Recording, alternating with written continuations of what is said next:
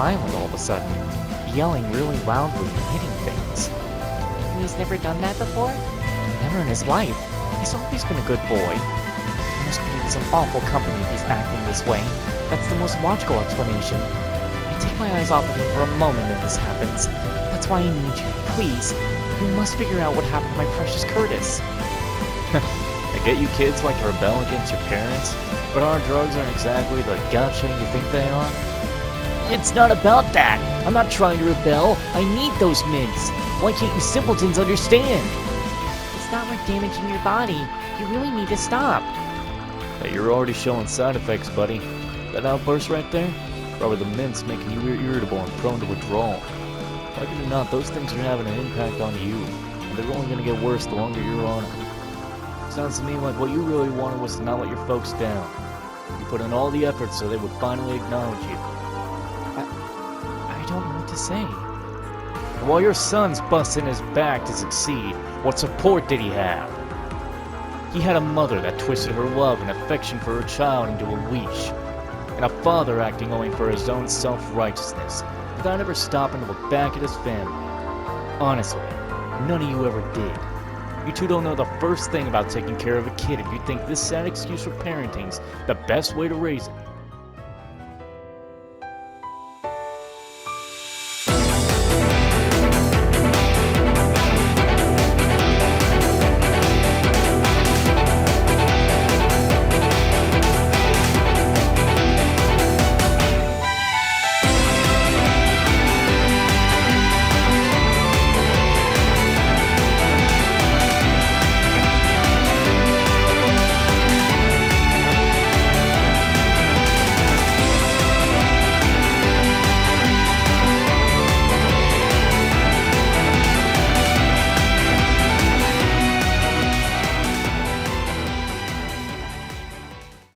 Last time we saved a child's family from a divorce, and now we are going to continue with some side quests. We're going to do the dingo related one now. First I'm going to save my game. Save.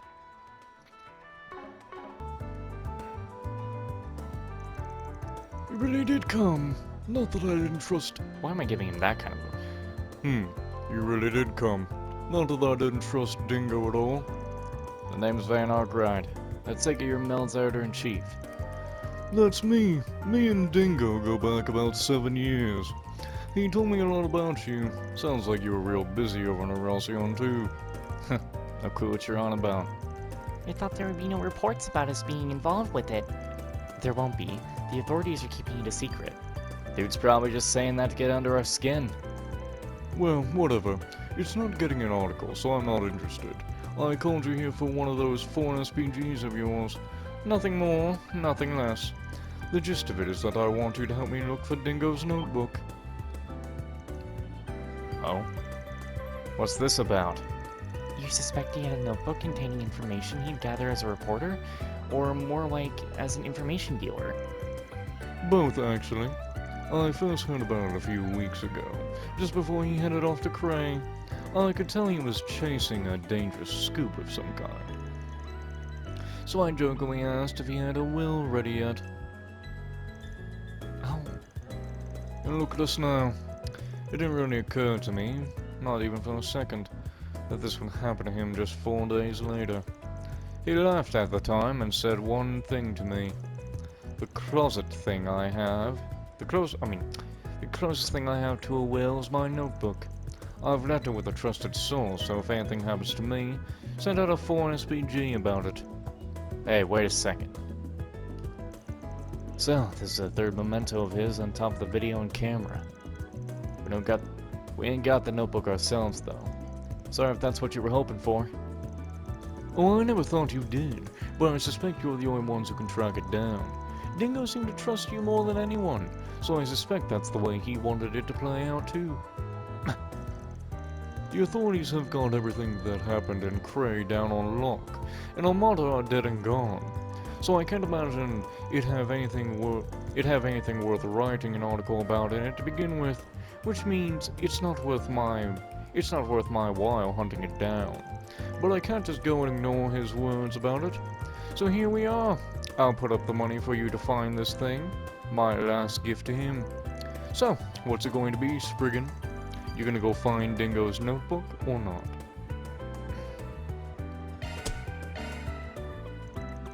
We'll take the job. Got anything else you want to share?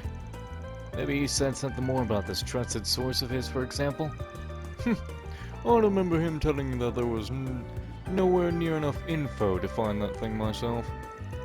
Only hint he gave me was that it's with the people who knew about how much my people who know much about my past as you do. Way to pique my interest. I wonder what Dingo's past was like. I've only heard bits and pieces myself. How much do you know?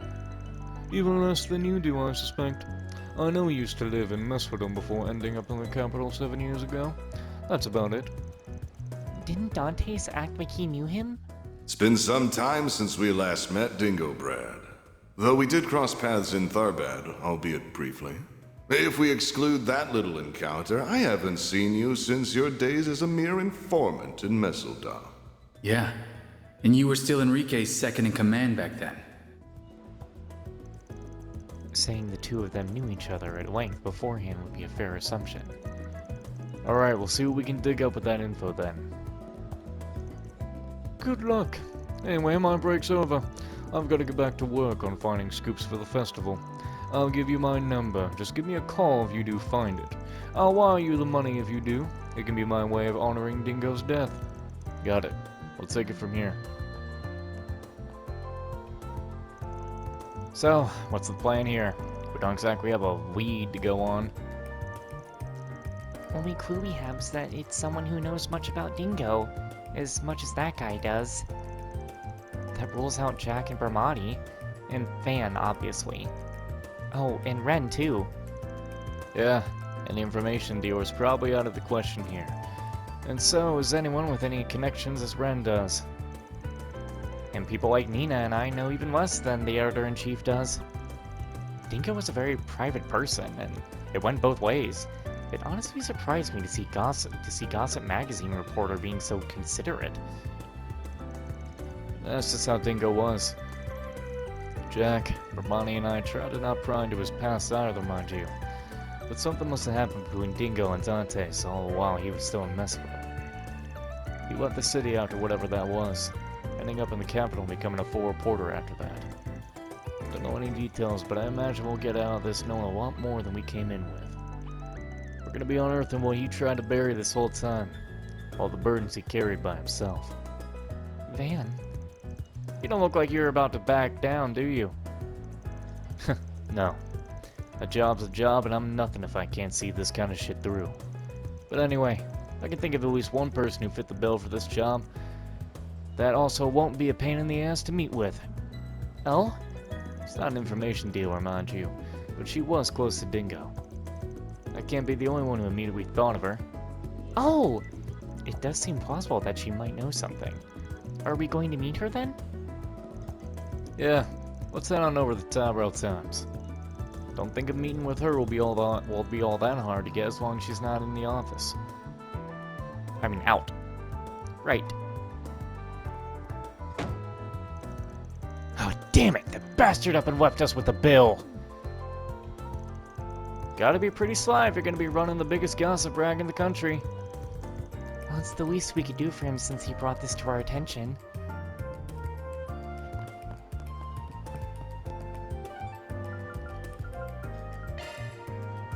Let's be on our way. Why didn't I fast travel directly to Tyrell Times?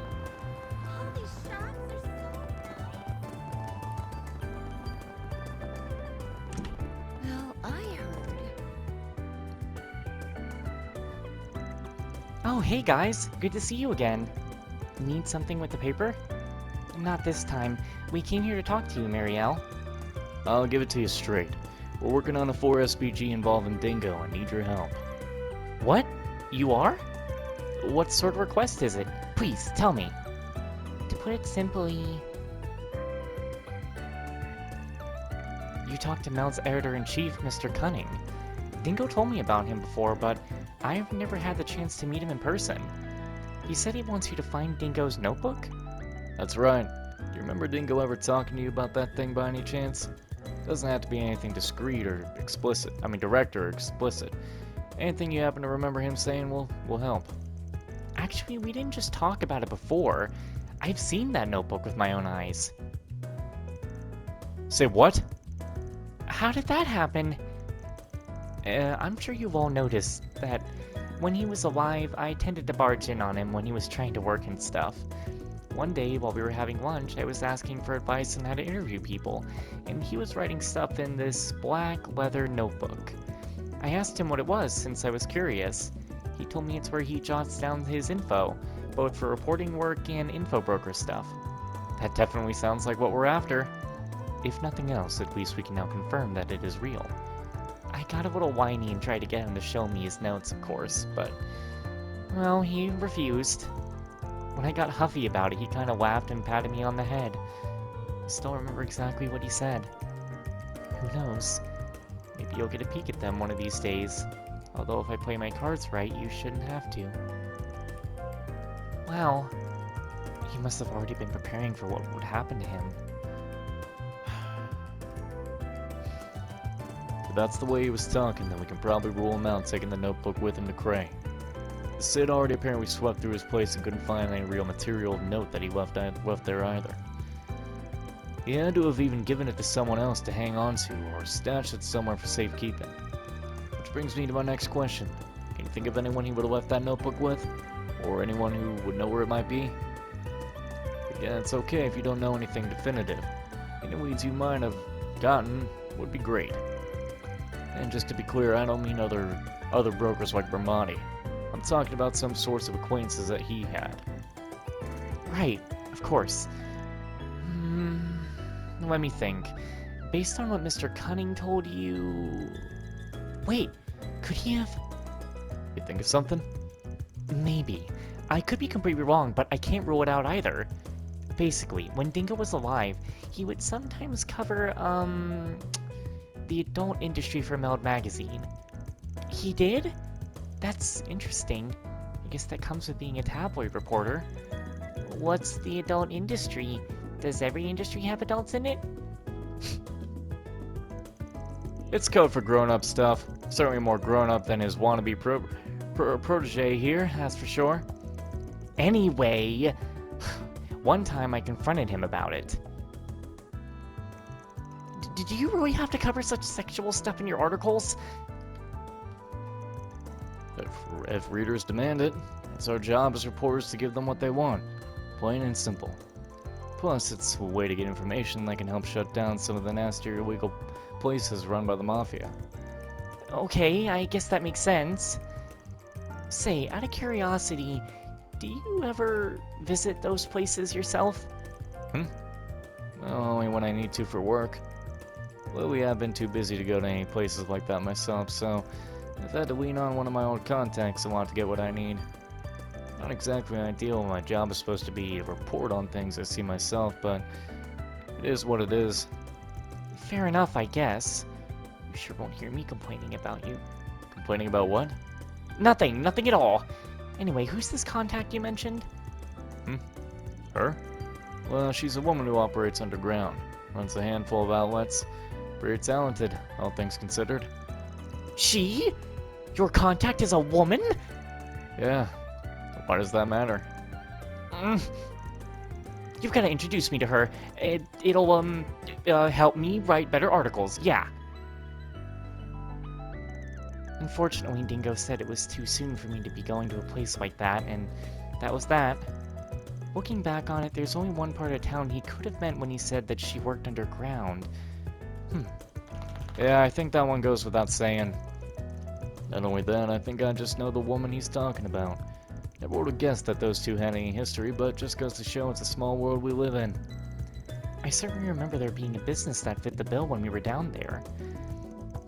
Does that mean we're going to the Blacklight District? Yeah, who knows?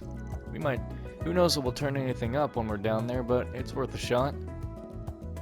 Hey, you guys? I want to go with you. Could I? Please? I don't know. Yeah, it gets kind of dangerous in the Blacklight District. I already know how dangerous it can be, believe me. But we're talking about Dingo's notes here. What's inside them matters to me too, you know? Who knows? Maybe you'll get a peek at them one of these days. Although if I play my cards right, you should never have to. She does have a point. What do you think, Van? Alright, you can come. You did give us some valuable info, so it's only fair. But you gotta promise 2 things. 1, you'll stay behind us down there. No running ahead. And 2, you'll carry your own weight and help us out too. Deal? Deal. Thanks, Van. I promise you won't regret this. Down to the Black-White District. Off we go. Let's see. I think... Oh, we might actually... Oh, think I've seen I you. don't know who exactly to talk to. Guess I'll check out the arena. Looks like we might just be running into a couple. Boss is gonna yell at you. Maybe? I like it. Wanna get a drink Oh, no, it's together? you. Can we talk? Oh, it's you. You know, I thought I knew you well, but I had no idea you and Dingo went so far back. Double with me here. You were the one helping him investigate Armada's illegal adult business, weren't you? Yeah, that's right. We must have worked together for a decade, I want to say. We both had to keep it on the down low in order to operate freely, though. He and I had known each other since we were both up in mess with him. That long, huh? Guess that makes sense. If you don't mind me asking, how did the two of you, you know, meet? Oh, it wasn't anything special. He was a newly minted intel broker, and I was your I was just not expecting Trails to put out the W word. Okay. We had a nice little thing going. He'd buy information, I coax from my clients, and I do him some favors in kind. He scratched my back, I scratched his. This is all news to me. Can we assume that Dingo hadn't started doing any reporting back then? More or less, I will say. For an errand boy working underground, he had a certain naivete to him, maybe because he was still so young. I had an acquaintance who worked at a local paper. I remember he was pretty intrigued about that side of things. I'll also mention it was 8 years ago when I made that move to Edith and set up shop down here. But before I left, he gave me some top-secret information as a parting gift. His intel and his connections have been a huge help to me. Leave it to the lady killer to schmooze his way into the underground. He really helped a lot of people while he was alive, didn't he? That he did. Indeed. Later on, after everything went down and messed with him, that's when he ended up drifting into town. Personally, I was happy to see him make a clean break and get into a better line of work with better people. You never know what life has in store for you. Maybe the goddess took a liking to him and threw him a bone. Maybe so, yeah. Sorry to interject, but what happened to him and mess with him? I didn't know anything about that. Oh, I wish I could tell you, honey. But it's not really my place to say. That all happened after I left, so I only heard things through the grapevine. But I won't leave you empty-handed. If you're looking for his notebook, I've got some information I'd be happy to share. Really? You do that? Thank you. Just to clarify, we're looking for this black leather notebook he used to carry around. You've seen it before, I take it? Sure have. He'd been looking for a place to stash it away. I offered to hold onto it myself, but he turned me down. Can't blame him for being so cautious when he was going up against Almada. But I did hear him mutter about asking someone for help on his way out of town for a piece. That was 3 days ago before everything went down in Cray, for example. Holy cow, what timing! Actually, now that she mentions it, how did Dingo get to Cray? Do you have any ideas, Fan?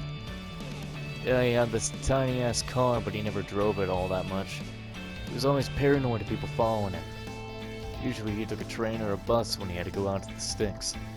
Probably flew a bit from time to time too, but I don't know what he did here. Same, we're talking about a guy who knew all about the tricks by that point. He might as well have just been moving randomly. You sure as hell wouldn't take something as obvious as public transit. Not when Almada had eyes everywhere. Exactly. I think we can rule out his own car, too. That would have carried its own risks. Thinking realistically, he probably would have... taken a taxi? No, but that's literally public transport, though. And a bike... If he was already scared of being followed by a car...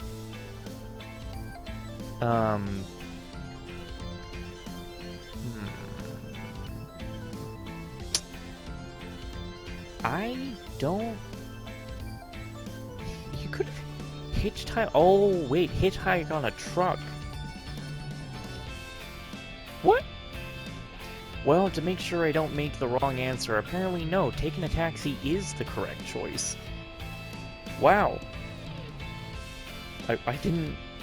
Okay. I didn't know that's what it was going to be. Okay then. Cool. Shit. It was just that easy, apparently. Taking a taxi. I think chances are pretty good our guy took a taxi. Hold on, I gotta change something.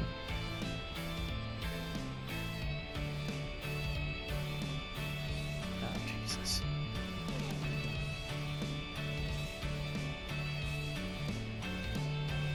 Oh, okay. Okay, I'm sorry. I know I was supposed to be focusing on the video here, but I got distracted by what I thought was an important email, and it wasn't. Anyway, sure as hell ain't cheap, but I've given him the lowest profile and the most flexibility. They blend right in on the road. Oh, good thinking. You might be onto something, Van. Taxis are pretty commonplace, especially for people heading out of town. There's no way Almada could have been monitoring every single taxi running in Edith. So let's say he did take a taxi. What kind would he have taken? Probably one of those independent ones instead of a company taxi, right? That's an excellent point. Hiring a self-employed driver would allow him to chart his own course and movements.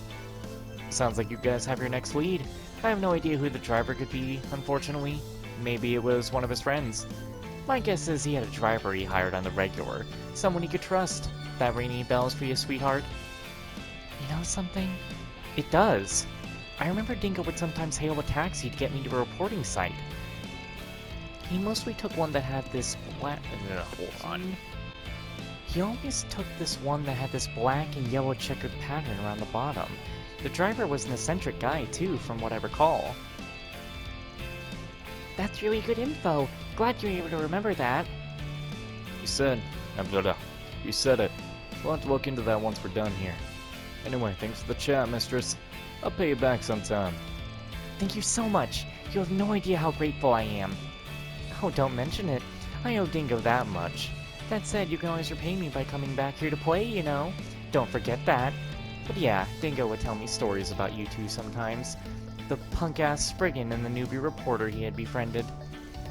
I do hope you're able to track down his notebook. If there's anyone out there he'd want to inherit it, I imagine it had to be you two. Thank you. We'll do our best. We're sure as hell gonna try. Be a waste just to let it go after all the work we've been doing. A taxi with the black and yellow checkered pattern. I know exactly where that one is. I had no idea Dingo was a regular in it. I see that car out by Central Station a lot. Driver's probably out for lunch right now, though. Let's check the food stalls first. See if we get lucky.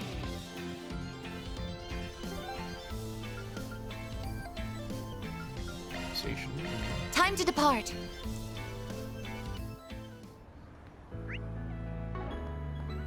Yeah, he's not over there. Shit. Well, they said check the food stalls, so we Taking would off be at now. Riverside. Ah, shit. Ah, shit.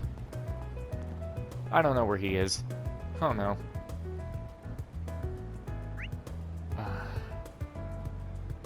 Where the hell could he be? Oh, is he? Wait. I think Let's he's... roll. No, I think he's in Seedon, isn't he? Yeah, yeah. I had a slight memory of him at the little restaurant thing. Or not the restaurant thing, you know, the back here. Yeah, there he is. Well, That car there has a checkered pattern. That's gotta be it. That's the taxi. The driver's gotta be close. Let's go sniff him out.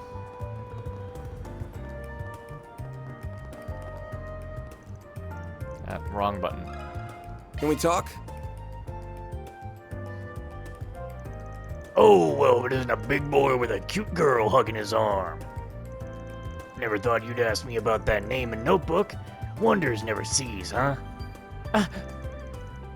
Looks like we found our guy. So, word is you were scratching Dingo's back every now and then? Yeah, I may not look like it, but Hold on. Puppy, what are you doing down there? Get back up in bed. Why are you messing around? anyway, I may not look it, but I used to run all over the Republic taking odd jobs on the down low. I was on this smuggling run once, and bam, I bumped right into him. That's how we met. That must have been 10 years ago. Dingo would probably be around 20, I think. Alright. So, do you know how we got tangled up with Almana back then, too? Oh, my boy, do I ever. That was what wanted to ask me for his help out of the city that day. Or wait, what, him? Yes, that is correct. I snuck him out just like that. He hopped on a bus for Cray, and that was the last I saw of him. In retrospect, I shouldn't have done it. I shouldn't have let his dumb ass do that. It wasn't your fault, I can't say that name. I don't know. I can't do it. Yo, don't beat yourself up over it. You weren't the one who killed him. It was Almana. Not even Dante's owned that. Shitheel. You're right, yeah. I heard he got what was coming to him at the old Capitol. I bet Dingo's laughing it up there. I'm happy karma came around for that bastard. I hope it makes him feel better. He really regretted being the guy as broker in his past. Dante's really wasn't the same guy once he took over. So, that's his background, huh? Not trying to justify him, but Dante's used to have a good rep on the streets. He had a code and he stuck to it. And that let people trust him. No wonder he ended up so popular, with how much everybody hated the head honcho before him. He got Dingo hook, line, and sinker. Dingo was his informant, fed him the info he needed to bring the old guy down. And now instead, we have this monster he built. A monster, huh? That does fit him well. I'm not too privy to what happened beyond that, so I don't want to speculate. So you're looking for Dingo's old notebook, and you think I got it? Bingo. Please, may I please have it? Well, I'd love to give it to you, but I'm afraid I can't. Why not? Is there something he wanted done first? What? Pretty boy say it was for your eyes only? Well, he told me to keep an eye out for the Spriggan guy and a newbie reporter. If anything happened to him, he wanted me to give you this here key. Oh. So, what is this key for? Looks like a key for a station coin locker. Like you'd see around the subway. Spot on. He said he stashed it in the easiest walker he could find. I'm not sure what he meant by that, though. I have no idea which station it's at. Got it. The easiest walker he could find. Where would that be? Well, that about gives it away. Oh, could it be the one by Van's office? Probably. Let's head on back and take a look. Thanks a bunch, buddy. Maybe I'll make it up to you with the joyride one of these days. When I feel like it. You just call on me anytime you're placid and I'll be your DD. Let's see. So, by Old Town. Go, go, go!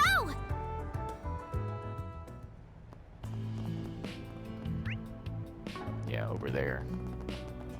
Right. What do I do? That key we got from the driver probably goes to one of the coin lockers here. What do you say? Should we check what's inside? Absolutely. I'm ready. Okay, let's head in. Ariel and the others found the coin lockers tucked away in a corner of the substation.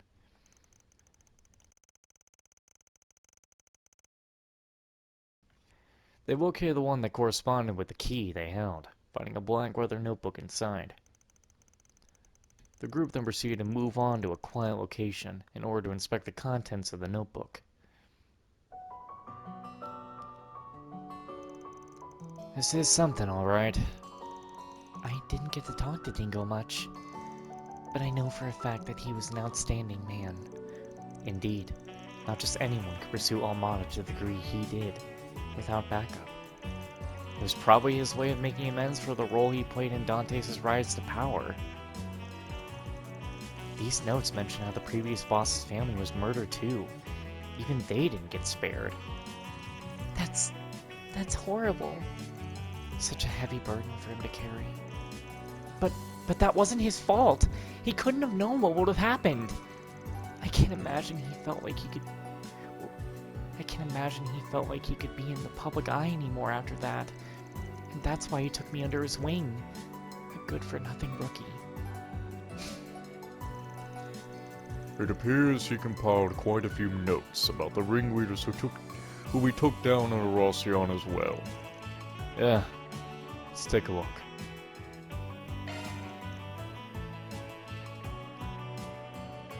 Isn't it just the same things that we know about already, though?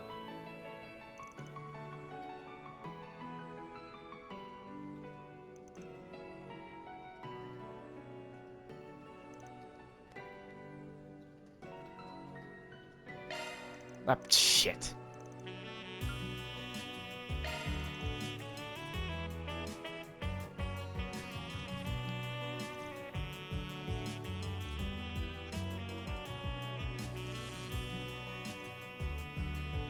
Yeah, they told us about that. That's the thing. Like, we already know about these because we were told about them by the character themselves.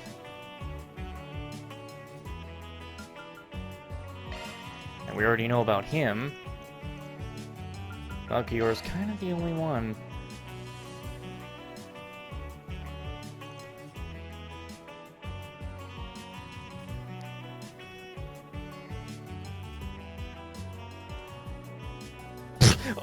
Ugh! And possibly his lover. Blech.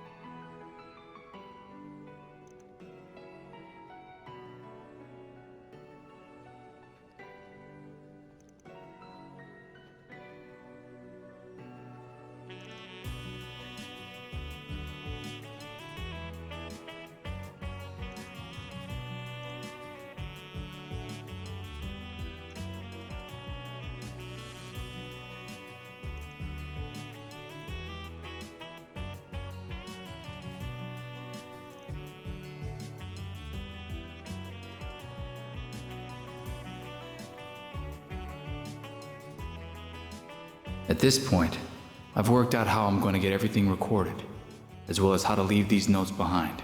Now comes the real showdown with him. It's going to be the biggest gamble I make as both a reporter and an information dealer.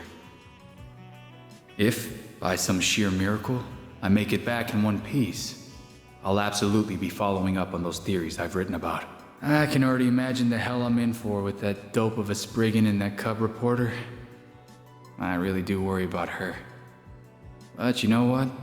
At the end of the day, that's just part of the fun.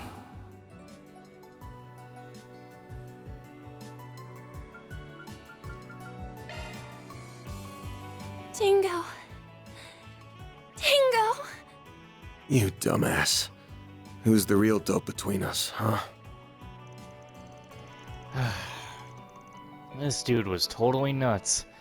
How the hell did he find it in him to go that far?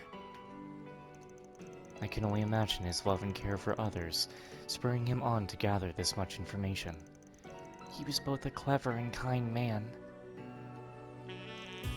And he wasn't just trying to make amends or settle a score. I don't doubt he genuinely worried for everybody's future. It goes without saying, but it's a true shame. He was taken from us far too young. I'm so glad you were able to find his notes. Likewise, it must have been the will of the goddess. Once Marielle collected herself, the party drove her back to Tyrell Times. After reporting their success to Editor-in-Chief Cunning, they got back to work. As for Dingo's notes, once the contacts were copied, it was decided that Marielle would hold on to the originals for safekeeping. All in a day's work. Love to see it. Reward deposited. I'm gonna be honest, I guess there was a small part of me that was hoping that somewhere deep in his notebook he put down, you know, if I ever thought about settling down, it'd be with Marielle. I mean, come on. That's usually how the Trails series goes. There's always a romance somewhere. Whether it's between the main cast or whatever.